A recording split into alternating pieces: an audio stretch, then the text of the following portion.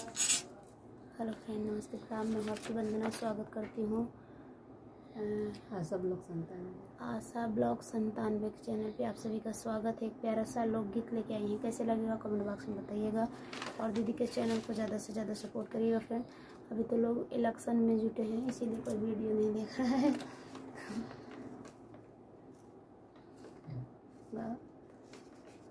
बतिया के माना मोर बलमुआ, हम बताइब तोहके। बतिया के माना मोर बलमुआ, हम बताइब तोहके। भइल बाटे हाला सगरो, सहर सुनाला गौआ में। भइल बाटे हाला सगरो, सहर सुनाला गौआ में। छुट्टी लेके आजा राजा घरे, हो चुनाउआ में। छुट्टी लेके आजा राजा घरे, हो चुनाउआ में। साइकिल के देहल जाई जीताई, हम बताइब तोहके। साइकिल के देहल जाई जीताई, हम बताइब तोहके। खतरा में पड़ल बाटे मोर संविधानवा हो। खतरा में पड़ल बाटे मोर संविधानवा हो। सत परिवर्तन होई कहे हिंदुस्तानवा हो।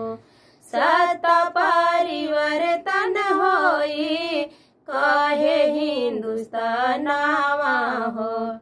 दुखवा के दिनवा ओराई, हम बताइब तोहके।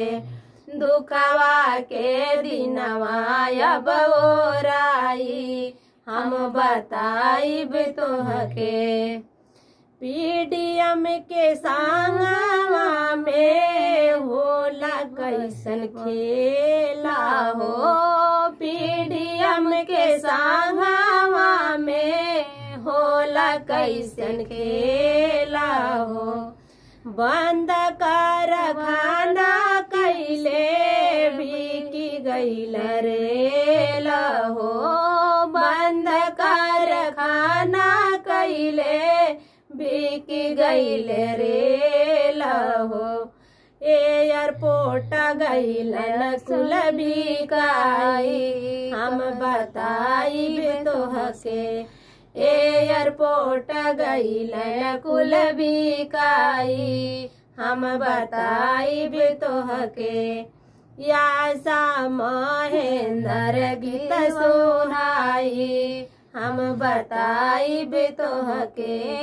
आशा वंदना गीत सुनाई, हम बताइब तोहसे।